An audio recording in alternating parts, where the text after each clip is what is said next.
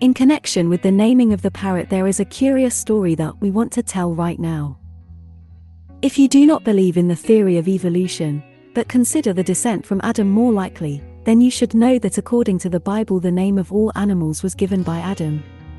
But there was a problem with the parrot. In the 15th century the Pope was presented a very beautiful bird. However, no one could name it. Without thinking twice, the bright bird was called Pappagallo, which means bird of the Pope. The authenticity of this story is as difficult to disprove as it is to confirm.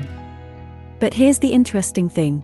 In the Vatican gardens for more than 5 centuries there have been family nests of parrots. Interesting facts: in Russia, parrots first appeared, most likely, in 1490.